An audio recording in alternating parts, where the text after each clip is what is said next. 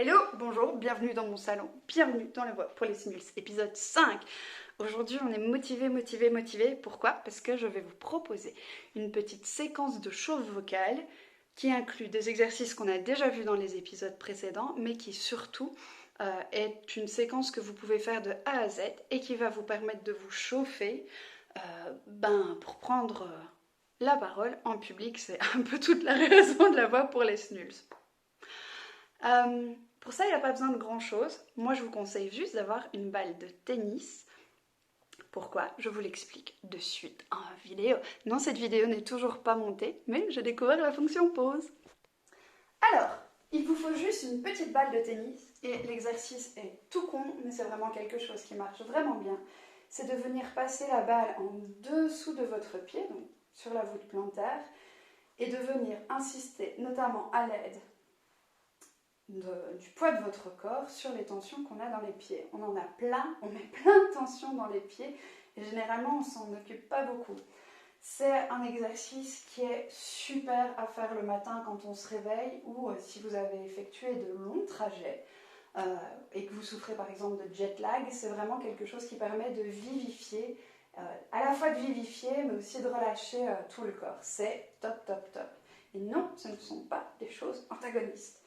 Donc, c'est vraiment de venir insister là où on sent qu'on a des tensions qui sont un peu plus fortes. Alors oui, vous voyez mes petites jambes de gazelle, ne vous inquiétez pas, j'ai un short. Hop. Vous pouvez vraiment faire ça pendant plusieurs minutes, mais vous avez compris le principe. Sans transition, sans montage, deuxième exercice, vous le connaissez déjà, c'est de venir tapoter sur toutes les zones où votre voix va venir résonner. Donc, notamment toute la zone des sinus. On a vu ça dans la première vidéo un peu plus en longueur, mais donc pour rappeler brièvement, c'est de venir prendre ces petites papates et de venir tapoter, hop, d'insister aussi sur la mâchoire. Quand vous le faites sur la mâchoire, prenez un peu un air niais, où la mâchoire est légèrement ouverte. Venir insister là-dessus.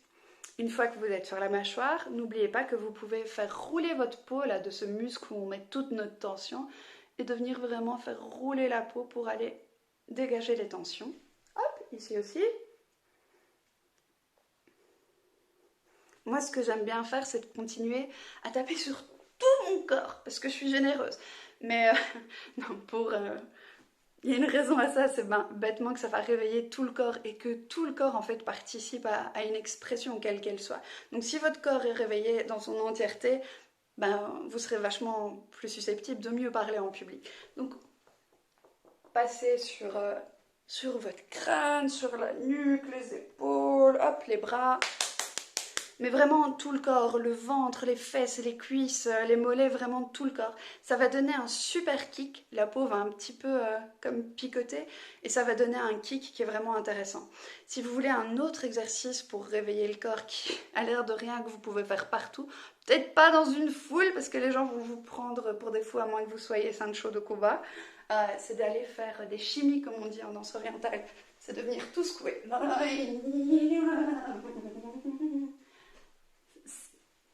Ouais, encore une fois, on a l'air de fou, mais franchement, ça marche super bien. Une fois que vous avez fait ces trois petits exercices, votre corps, il est déjà vachement plus au taquet.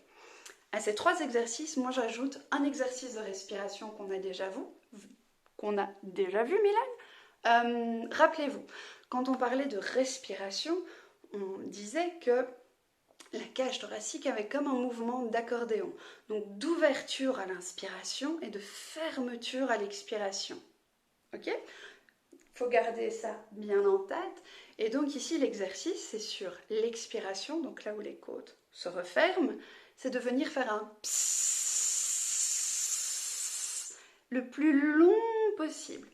Donc, je respire, mes côtes s'ouvrent. Et puis à l'expiration, je fais psss.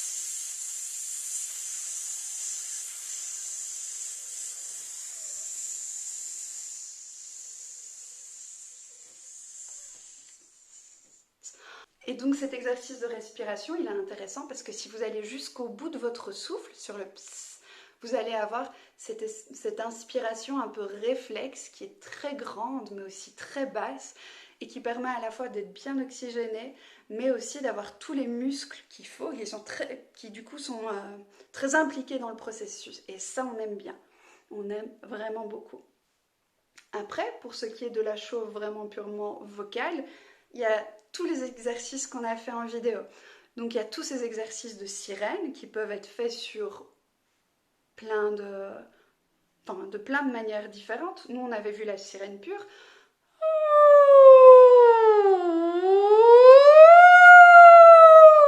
Faut penser au jeudi à Liège quand ils testent les sirènes dans les industries.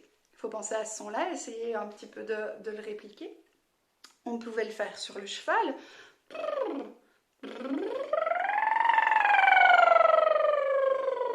Et pour les plus fous d'entre vous, ceux qui savent, un R roulé.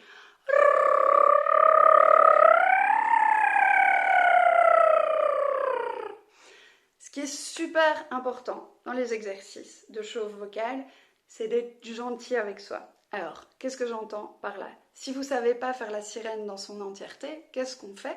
On commence par un tout petit bout. On fait l'exercice de manière courte. Donc, par exemple, je reprends le cheval. Au lieu de faire... vous faites juste... À quoi est-ce que je pourrais bien penser pour aider si à ce moment-là, j'arrive pas à faire une grande sirène en faisant le cheval? Eh ben, je peux penser à une voiture qui a du mal à démarrer.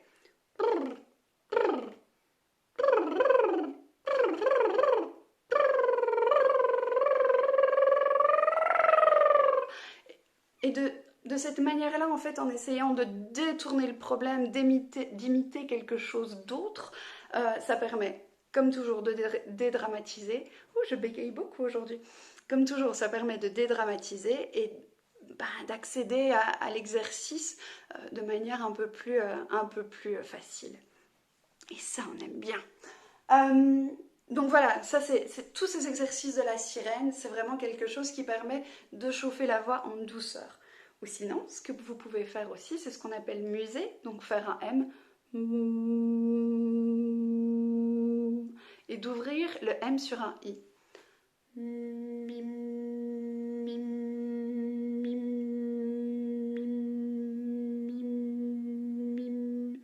Donc vous entendez, le M est très long, le I est très court, et je les enchaîne.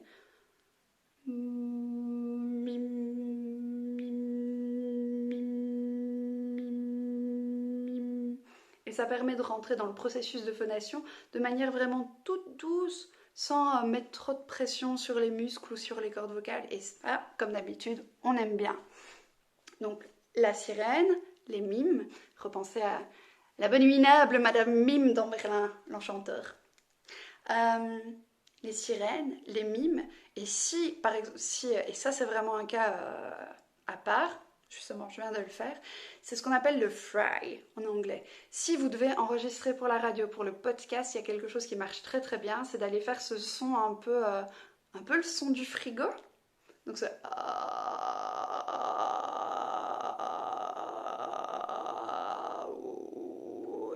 Vous pouvez le faire sur toutes les voyelles que vous voulez. Mais je vous jure que si vous faites ça juste avant de prendre la parole dans le micro, généralement, votre voix, elle sonne vachement bien. C'était le petit truc de la semaine. Donc voilà, on est arrivé plus ou moins au bout. 10 minutes, ça me semble bien, hein, je ne vais pas vous embêter de trop. Si vous avez d'autres questions, n'hésitez pas. Nous sommes là pour vous aider.